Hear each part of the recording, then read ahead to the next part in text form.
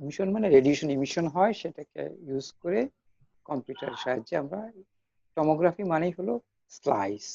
ওকে, এমনি এক্সরেটাকে আমরা টমোগ্রাফি বলি না, কারণ ওইটা আসলে প্রজেকশন হয়, কিন্তু স্লাইস তৈরি হয় না। তুমি যদি একটা বডিকে মানে এই খারাপ অর্থ হয়ে যায় যদি আমরা যদি এরকম কাটতে থাকি বিভিন্ন ক্রস সেকশনে, ওই ক্রস সেকশনাল ইমেজটাকে বলে টমোগ্রাফি।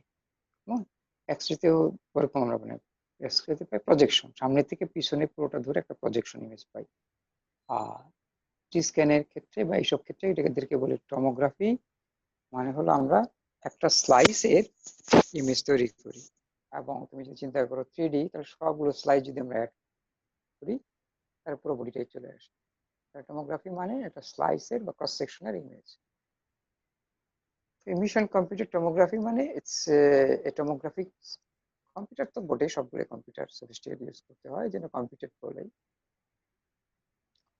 ইমিশন মানে সেখান থেকে যে রেডিয়েশন ইমিশন হয় ইন্টারনাল অর্গানের মধ্যে, যে আমরা রেডিয়েশন ঢুকিয়ে দিয়েছি।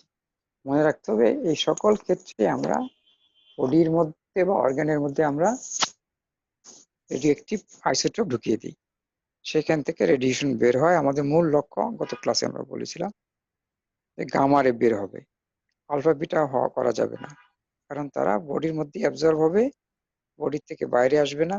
সুতরাং আমরা কোনো মেজারমেন্ট পাবো না, অথচ সে আমাদের বডির সেল বা টিস্যুর মারাত্মক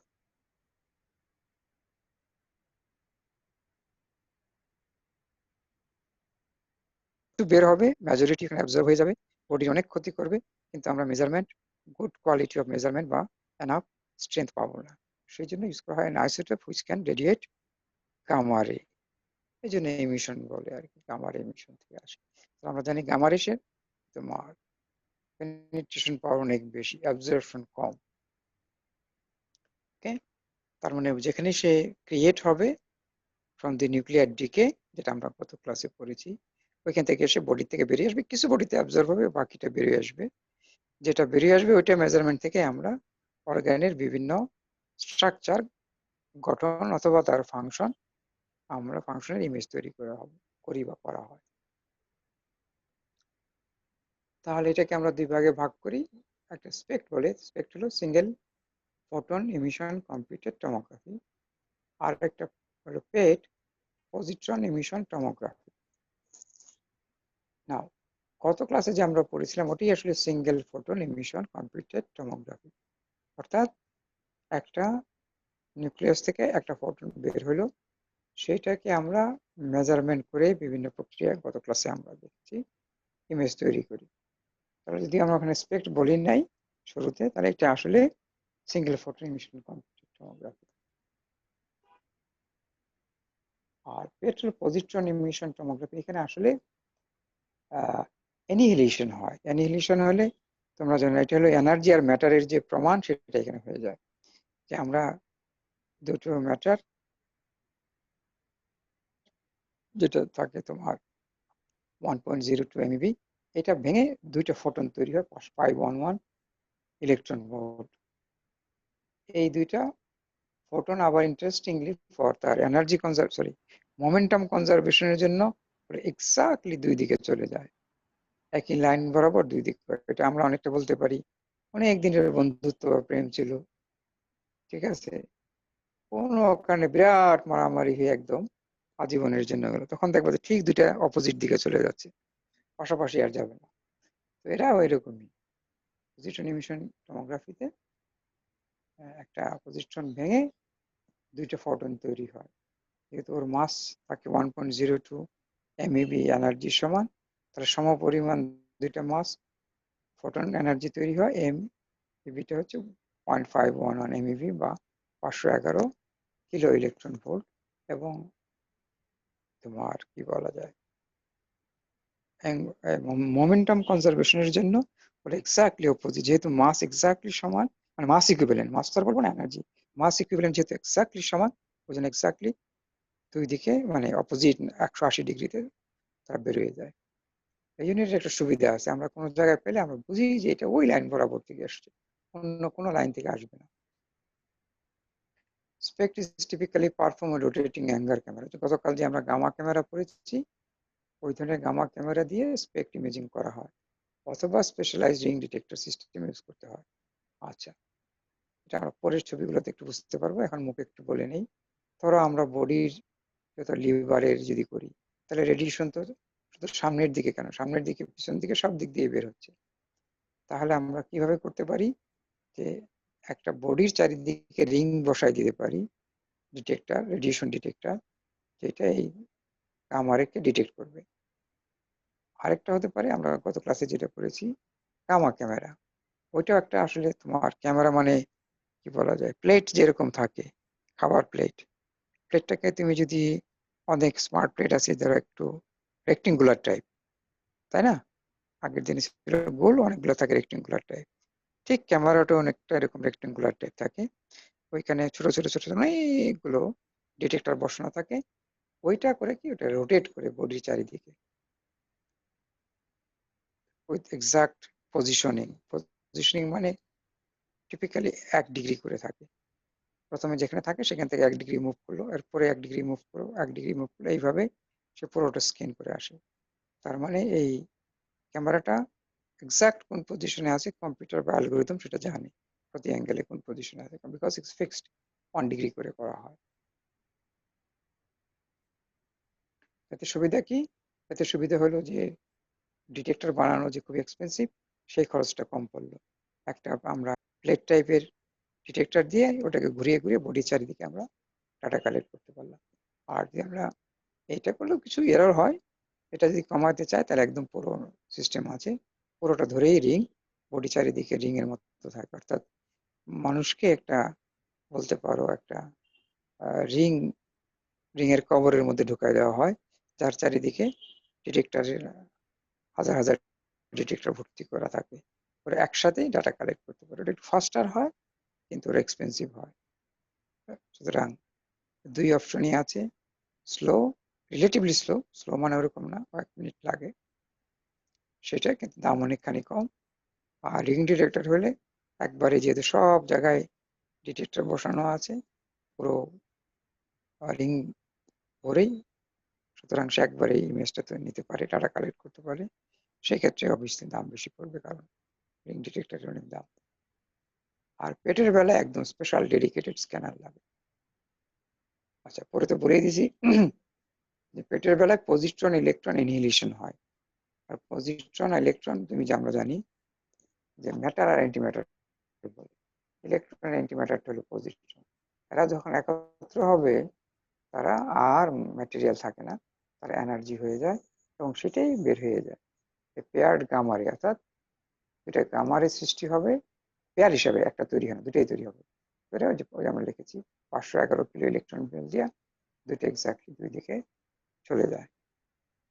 এই জন্য তুমি দেখবা যে আব্বা আম্মারা, মুরব্বীরা বলে না যে এই ছেলে মেয়েরা একসাথে মিশবে না, এখানেও কিন্তু ওরকমই, পজিট্রন ইলেকট্রন একসাথে মিশে গেলেই অ্যানিহিলেট করে দেয়, সে আর থাকে না, অ্যাজ এ মাস এনার্জি হিসেবে কনভার্ট হয়ে নিজেরা ধ্বংসপ্রাপ্ত হয়ে যায়। সো ফিজিক্সের এই কনসেপ্ট এখানে আমরা একদম রিয়েল লাইফে কাজে লাগাই। মাস থেকে এনার্জি, এনার্জি থেকে মাস, ইট ইজ এ প্রুফ। আচ্ছা, আর ইমিশন কম্পিউটিং, এটা আমরা মূলত ফাংশনাল ইমেজিং এ ব্যবহার করি, স্ট্রাকচারে খুব একটা ব্যবহার করি না। আচ্ছা, এখানে আমরা কি লিখেছি, 5 মেজর ফ্যাক্টর কি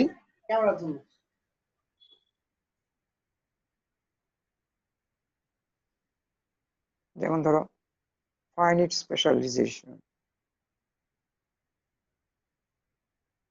ইমেজ আলাদা করতে পারে, এটা physical dimension of the camera, অর্থাৎ ক্যামেরার সাইজ কতটুকু এবং সেখানে কতটা ডিটেক্টর লাগানো আছে তার উপর নির্ভর করে। Attenuation of photon by tissues, okay, এটা হয় কি, ধরো টিস্যুর মধ্যে আমরা যে অর্গানটা করব, ওর একটা সাইডে যদি হয় তাহলে ওর লেন্থ কম হবে বের হয়ে যাওয়ার জন্য, আবার যদি ডেপথ থেকে আসে তাহলে তার লেন্থ বেশি হবে, ওই যে ফোটন যেটা বের হবে, তাহলে তার অ্যাটেনুয়েশন বেশি হবে, লেন্থ বেশি হলে অ্যাটেনুয়েশন বেশি হবে। Okay, random statistical nature of radioactive decay, এটা তো বটেই, আমরা যে রেডিও ফার্মাসিউটিক্যাল দিয়েছি ওটার তো একটা স্ট্যাটিস্টিক্যাল বের আছে যে এক্সাক্ট সমপরিমাণ হয় না, সামান্য স্লাইডলি ভেরিয়েশন থাকে।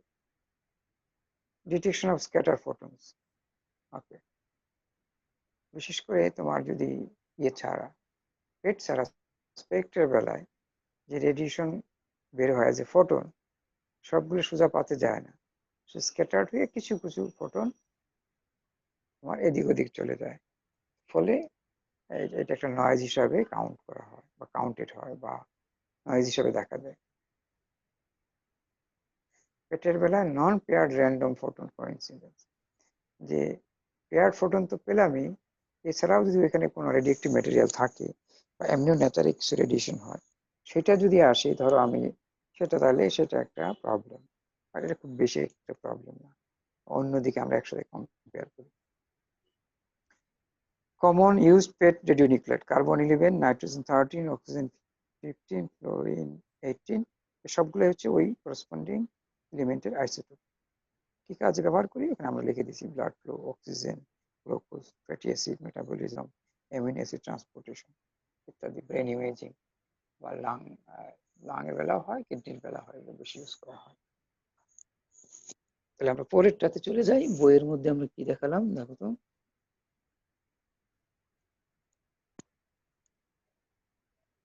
হ্যাঁ, এখানে আমরা একটু দেখিয়েছি, নিজের ছবিটা তুমি যদি লক্ষ্য করো, একটা মানুষ শুয়ে আছে, তার উপরে ওই যে আমরা বললাম অ্যাঙ্গার ক্যামেরা রেক্টেঙ্গুলার, ওইটি হচ্ছে ক্যামেরা। তাহলে ওইটা প্রথমে ধরো উপরে রাখলাম, তারপর আস্তে আস্তে সে 360 ডিগ্রি ঘুরে আসলো, তাহলে কি হলো, প্রত্যেক অ্যাঙ্গেলেই সে বডির রেডিয়েশন ডাটা কালেক্ট করলো এবং চারিদিকে ঘুরে আসলেই সব ডাটা সে পেয়ে গেল।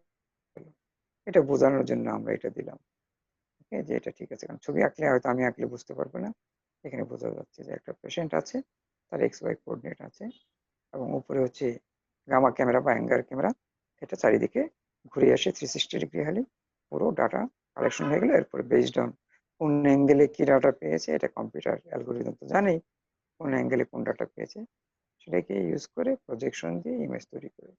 অ্যালগোরিদম গুলো করছে, সেটা আমরা এখানে আর করবো না।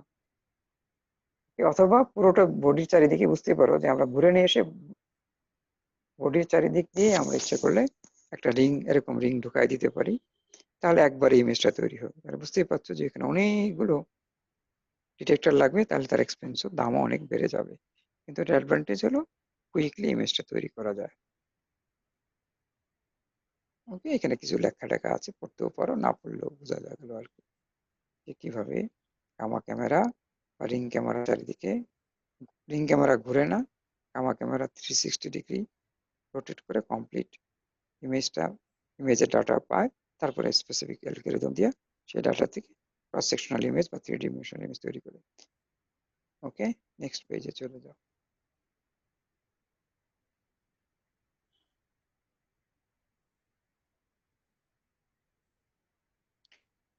ওকে, এখানে আমরা পেটের বেলায় দেখেছি পজিট্রন ইমিশন টমোগ্রাফি। এখানে নিচের ছবিটা আগে বুঝে নাও, উপরে হচ্ছে তার যন্ত্রের একটা ব্যাখ্যা আছে। তো এইখানে কিন্তু আমার গামা ক্যামেরা দিয়ে হবে না, এটা ডেডিকেটেড লাগবে। তুমি খেয়াল করো, দুই দিকে দুইটা ডিটেক্টর আছে এক্স্যাক্টলি 180 ডিগ্রি, কারণ ভিতরে যখন ইলেকট্রন আর পজিট্রন মিলিত হবে হয়ে সেখানে অ্যানিহিলেশন হলো, তারা ধ্বংসপ্রাপ্ত হয়ে দুটো ফোটন তৈরি করলো, প্রত্যেকের এনার্জি 511 কিলো ইলেকট্রন ভোল্ট। এটা নিয়ে এক্স্যাক্টলি অপোজিট দিকে চলে গেল। তাহলে আমাদের যে ডিটেক্টর দিব, ডিটেক্টর দিলে তো অবশ্যই এক্স্যাক্টলি একই লাইন বরাবর থাকবে, অর্থাৎ 180 ডিগ্রি অ্যাপার্টে থাকবে। তাহলে এই সিস্টেম, পুরো ক্যামেরার সিস্টেমটা এরকম, যে সবগুলো ডিটেক্টর পেয়ার হিসাবে থাকে। এখানে একটা পেয়ার দেখানো আছে, যে এখানে যদি একটাতে ডিটেক্ট হয় অন্যটাতেও ডিটেক্ট হবে, যদি না হয় তাহলে বুঝতে হবে এটা অন্য জায়গা থেকে আসছে, এই লাইন বরাবর থেকে আসেনি। ওকে, তাহলে আমরা কিন্তু পজিশনের লাইনটা কি এক্সাক্ট বুঝে যাব, যে আমার দুইটাতে একই সঙ্গে হয় না, একটু দেরিতে হয়, কিন্তু আমরা দুইটাতেই ফোটন পেলাম, তাহলে বুঝতে হবে এই বরাবর কোনো জায়গা থেকে আমাদের ইমিশন হয়েছে। তাহলে এইখানেই আমাদের রেডিওঅ্যাক্টিভ নিউক্লিয়েট এই লাইন বরাবর আছে। সংখ্যা যত বেশি হবে তত বেশি আমরা রেডিয়েশন ডিটেক্ট করতে পারবো, অ্যামাউন্ট অফ রেডিয়েশন। সে সংখ্যা যত বেশি তত বোঝা যাবে এই লাইন বরাবর অ্যাক্টিভিটি বেশি। তবে হ্যাঁ, তুমি দেখো রেডিয়েশনটা যদি একটু বায়ের দিকে থাকে, তাহলে বায়ের যে ডিটেক্টর সে আগে পাবে, ডাইনের ডিটেক্টর একটু পরে পাবে, তাই না? কারণ বেশি লেন্থ কভার করছে। তাহলে এই যে টাইম ডিফারেন্স, এটাও কিন্তু বলে দিবে ওই লাইন বরাবর কোন পজিশন থেকে আসছে। সে যদি একদম বাইরে থেকে হয় তাহলে বাইরটা প্রথম পাবে, ডাইনেরটা অনেকখানি দেরিতে পাবে। অনেকখানি বলতে যে মাইক্রো সেকেন্ডের এরকম। ঠিক আছে, তাহলে আমরা জানলাম যে দুইটাই যদি পাই তাহলে বুঝতে হবে যে এই লাইন বরাবরই আসছে, এবং তাদের টাইম ডিফারেন্স থেকে আমরা এস্টিমেট করতে পারবো যে কোন পজিশন থেকে এই রেডিয়েশনটা বের হয়েছে। তাহলে আমরা বুঝতেই পারলাম এই লাইন বরাবর এই পজিশন থেকে এটা আসছে, অতএব ওইখানে আমার রেডিওনিউক্লিয়াইড আছে, এবং ওইখানে তার অ্যাক্টিভিটি অফ দি অর্গান ওই সেলে বরাবর বা ওই গ্রুপ অফ সেলে কিরকম আছে। এইভাবে পেট কাজ করে। এটা রেজলিউশনটা একটু খারাপ, কিন্তু বুঝতে পারো যে ওই দিক থেকে ভালো, যে আমাদের নয়েজটা কম। যে আমরা জানি এই লাইন বরাবর আসলে অবশ্যই এই লাইনের মধ্যেই রেডিয়েশন আসছে, অন্য জায়গা থেকে আসে নাই। আর যদি মনে করো একটাতে পেলাম রেডিয়েশন, আরেকটাতে পেলাম না, তার মানে কি অন্য একটা রেডিয়েশনের মানে এই রেডিও নিউক্লিয়াইড না অন্য জায়গার কোন একটা চলে আসছে, আসতে তো হবে পেয়ার, কারণ তারা অ্যানিহিলেট করলে পেয়ার তৈরি করবে। আমি একটা পেলাম মানে এটা এই রেডিও নিউক্লিয়াইডের নয়, অন্য কিছু, এবং ওইটাকে তখন আমরা ডিসকার্ড করি ও বাদ দিয়ে দিই। নেক্সটটাতে যাও।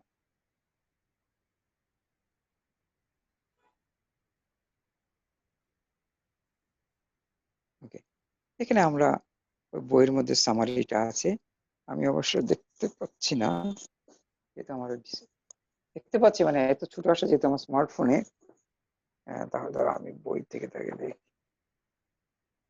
এখানে ওরা সামারিটা বলছে, এটাই আমাদের মোটামুটি জানার বিষয়। খুব ডেপথে যে আমরা আর এক্স্যাক্টলি ইমেজ কিভাবে তৈরি হয়, ইকুয়েশন টিকুয়েশন জটিলতা আছে অনেক, ওটা যারা শুধু ইমেজিং পড়বে তাদের জন্য, আমাদের তো অনেক কিছুই করতে হয়। সামারি এন্ড কি কনসেপ্টে কি বলেছে, ক্রস সেকশনাল ইমেজ, ওটাকে আমরা একটু আগে বলি, ওকে বলে টমোগ্রাফিক image. Imaging in nuclear medicine accomplished with either SPECT or PET. SPECT usually utilizes rotating gamma camera, PET utilizes dedicated imaging system, যেটা আমরা আগে বলেছি। Emission computed tomography includes single photon emission computed tomography বা SPECT, যেটা আমরা বলছি, আর positron emission tomography আমরা PET বলি।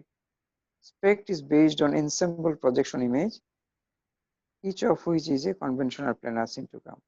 ওটা একটু জটিল কথা, সোজা কথা হলো যেখানে আমরা যে গামা ক্যামেরাটা যেভাবে ঘুরে, তাহলে আমরা একটা প্রজেকশন বেস পাই, এই দিক থেকে প্রজেক্ট করলাম, উল্টা দিকে ডিটেক্টরে আমাদের ডাটা আসছে, তাহলে সে প্রজেকশন ইমেজ। সবগুলো প্রজেকশন ইমেজ গুলোকে আমরা যখন একত্র করি তখন আমরা 2Dর ক্ষেত্রে 2D, 3Dর ক্ষেত্রে 3D ডাটা গুলো পাই, মানে 3D ইমেজ তৈরি করতে পারি। PET has no projection analog equivalency কিছু নাই, based on coincidence detection of paired gamma rays। ওই যে আমরা একটু আগে বলেছিলাম যে আমরা অ্যানিহিলেশন হলে অবশ্যই পেয়ার হিসাবে আসবে এবং একই লাইন বরাবর আসবে, কোইন্সিডেন্স থাকবে, এটা যদি না হয় তাহলে হবে না। সুতরাং আমার সিস্টেমটা এইভাবে তৈরি করতে হবে, ডিটেক্টর যে পেয়ার পেয়ার বেসড, একটা ডিটেক্টর এক্স্যাক্টলি অপোজিট আরেকটা ডিটেক্টর থাকবে, তারপরে তুমি যদি এক ডিগ্রি অ্যাঙ্গেল ঘুরে যাও কথার কথা, আরেকটা যদি ডিটেক্টর দাও এক্স্যাক্টলি অপোজিট এন্ডে আরেক ডিগ্রি দূরে দূরে আরেকটা ডিটেক্টর থাকবে। তাহলে এইভাবে সেট অফ ডিটেক্টরস থাকতে হবে to collect the coincidence radiation that comes up from the annihilation of positron and electron। পরের লাইনে যেটা লিখবো এটা বোধহয় পরের পেজে চলে গেছে।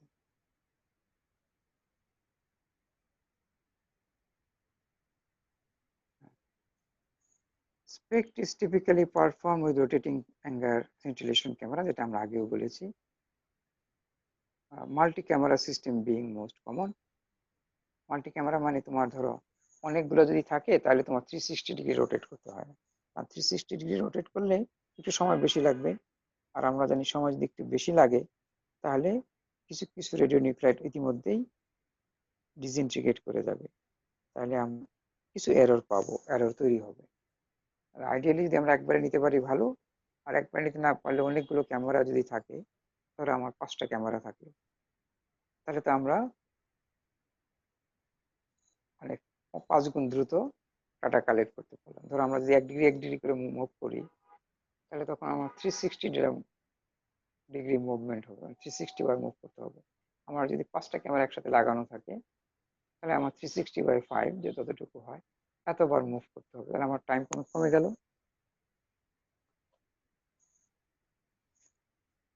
The basic spectral imaging equation is in essence identical to the planar scintigraphy.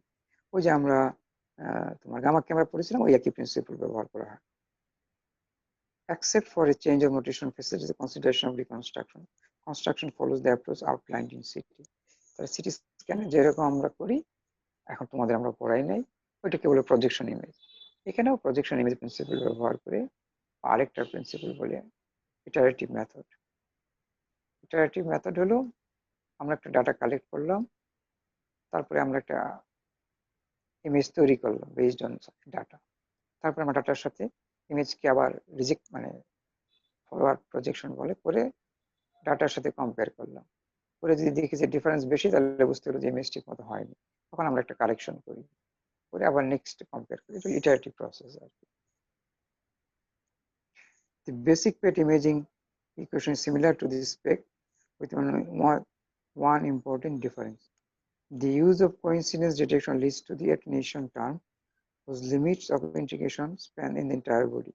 Thus, PET has a closed form solution for attenuation correction. এটা একটু জটিল কথা, আমরা যদি ডিটেইল ইকুয়েশন গুলো পড়তাম, পড়ার পরে বুঝতে পারতাম, তাহলে এগুলো বুঝবো। জাস্ট বেসিক রেখেছি।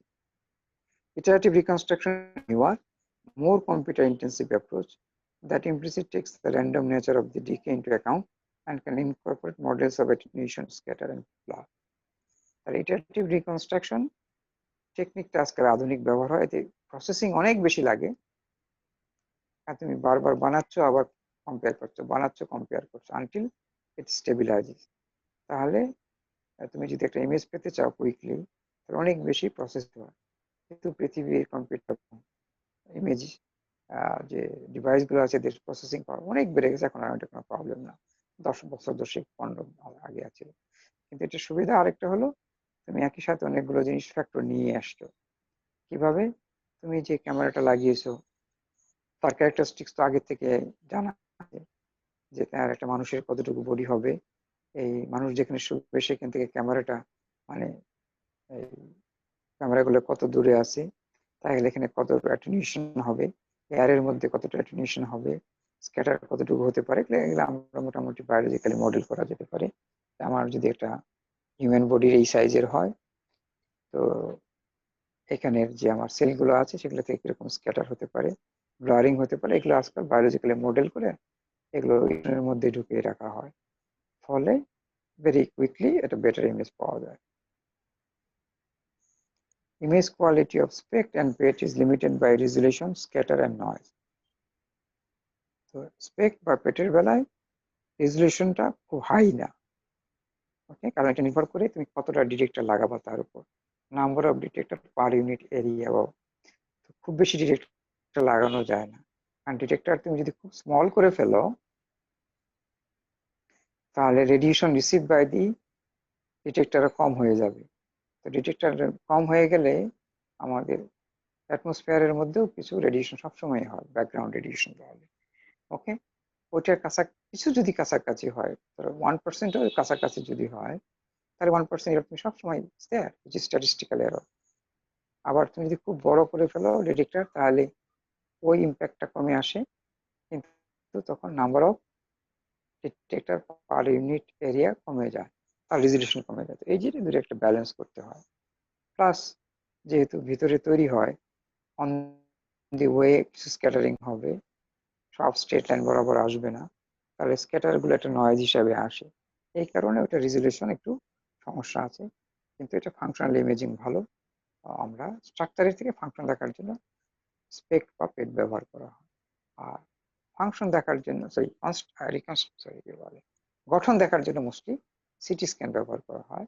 আর সিটি স্ক্যানে যেহেতু গামা-রে ব্যবহার করা হয় বা এক্স রে ব্যবহার করা হয় হাই ইন্টেন্সিটি, ওইখানে ইমেজ রেজলিউশন খুব ফাইন থাকে, একেবারে স্মল মিলিমিটার রেঞ্জে পাওয়া যায়, আল্ট্রাসাউন্ডের বেলা মিলিমিটার রেঞ্জে পাওয়া যায়। এখানে মিলিমিটারের মতোই পাওয়া যেতে হবে, কয়েক মিলিমিটার লাগে। কিন্তু এটা আরেকটা অ্যাডভান্টেজ আছে যে সেল বা অর্গান কিভাবে ফাংশন করছে সেটা আমরা পাই। সেজন্য ফাংশনাল ইমেজিং এর জন্য স্পেক বা পেট ব্যবহার করা হয়। যেমন ধরো ক্যান্সারের ক্ষেত্রে তোমার এক্সরে দিয়েও বোঝা যায়, সিটি স্ক্যান দিয়েও বোঝা যায়, কিন্তু তার কি চেঞ্জ হচ্ছে সেটা বোঝার জন্য পেট স্ক্যানিং করে, যে তার নর্মাল যে অ্যাক্টিভিটি থাকার কথা সেই অ্যাক্টিভিটি গুলো চেঞ্জ হচ্ছে কিনা।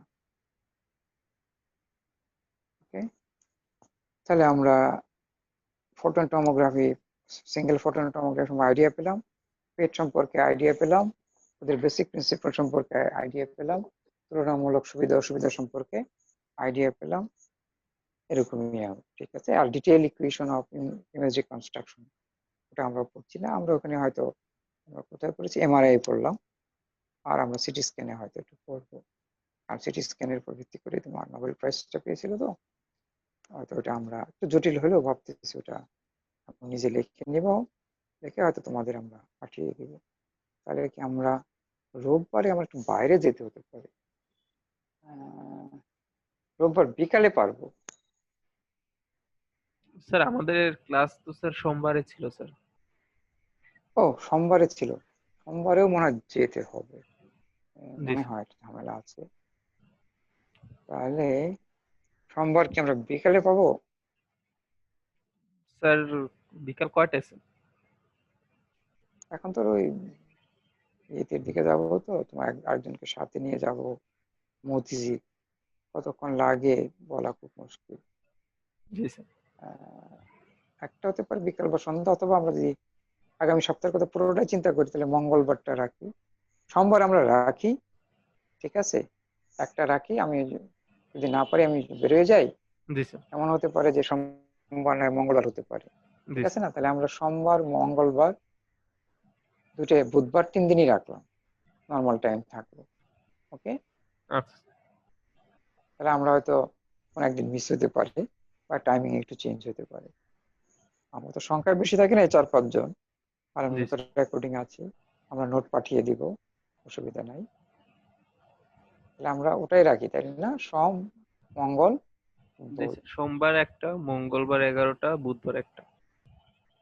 হ্যাঁ, তাহলে কি তোমাদের অন্য ক্লাস আছে, জি চলছে? স্যার, পারভেজ স্যারের ক্লাসটা হচ্ছে। আচ্ছা ঠিক আছে, তাহলে ওইভাবে থাকলো। আমরা দরকার লাগলে যেটা প্রবলেম হবে সেটা হয়তো ক্যান্সেল করে দিলাম। স্যার হোপফুলি বুধবারে, আমাদের দিকে আপাতত। বুধবারের ক্লাসটা স্যার একটার আগে চাইলে নেওয়া যাবে স্যার। আচ্ছা, বুধবারে থাকুক, একটার দিকে থাকুক আপাতত, জি স্যার। আমাদের চেঞ্জ হলে আমরা জানাবো। আচ্ছা। আমার এই 3-4 দিনের মধ্যে হয়তো 2 দিন বা 3 দিন বের হইতে হবে, এরকম একটা অবস্থা আর কি। জি স্যার। আর তাও সেটা আমার হাতে নাই, বিভিন্ন কমপ্লেক্সিটির উপর ডিপেন্ডেন্ট হয়ে যেতে পারে। আচ্ছা। হোপফুলি আমরা আগেই ইমেল করে, সরি, এই তোমাদের হোয়াটসঅ্যাপে নোট টোট পাঠিয়ে দিব, লিখে রাখলাম, তারপরে ওটা আমরা করতে পারবো। জি। ঠিক আছে। আসসালামু আলাইকুম স্যার।